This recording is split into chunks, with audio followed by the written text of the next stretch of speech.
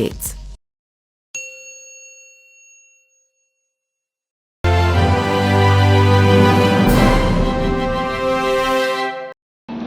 नमस्कार, मेरा नाम पिंटू सिंह यादव है और आप देखना शुरू कर चुके हैं न्यूज़ लाइव। दोस्तों, प्रशांत किशोर ने अपने जनसभा में जनसुराज के जरिए राजनीति में आने की न्यूनतम योग्यता पर बात की। उन्होंने कहा है कि ये तय करने की जरूरत है कि बिहार के युवा 10वीं फेल लोगों के नेतृत्व में काम नहीं करना चाहते हैं। तेजस्वी यादव का नाम लिए बगैर प्रशांत किशोर ने कहा कि याद रखिए, मैंने भी 10वीं फेल कहा, 9वीं फेल नहीं कहा है। पिछले कई महीनों से चल रहे जनसुराज अभियान को 2 अक्टूबर को राजनीतिक दल बनाया जाना है। पटना के बापू सभागार में रविवार को युवा संवाद का आयोजन किया गया था। सभा को संबोधित करते हुए संयोजक प्रशांत किशोर ने कहा कि जनसुराज यहाँ के युवाओं की जिद है, जनसुराज हम लोगों का संकल्प भी है और जनसुराज एक व्यवस्था भी है।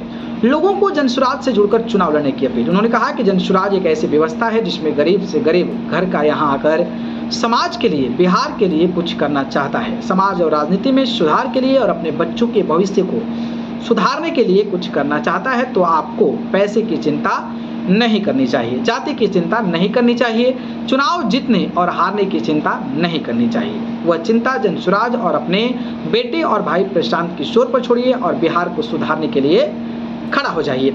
चुनाव लड़ने में शिक्षा की अनिवार्यता पर बात की। वहीं बात करें तो प्रशांत किशोर ने कहा कि शैक्षणिक योग्यता को भी एक कंडीशन बनाया जाए। पिछले बैठक में 15,000 लोगों की बैठक में सहमति नहीं बनी। किसी ने कहा कि बीए, किसी ने कहा 10वीं, फिर लोगों ने कहा कि नहीं भैया 12वीं, किसी ने कहा कि होना ही नहीं चाहिए। सारे लोग जरा सोच कर बताएं कि क्या जनसुराज में पद के लिए, चुनाव लड़ने के लिए पढ़ाई और डिग्री क्वालिफिकेशंस का क्राइटेरिया होना चाहिए नहीं, ये बताइएगा। 10वीं फेल कहकर बिना नाम लिए साधा निशान।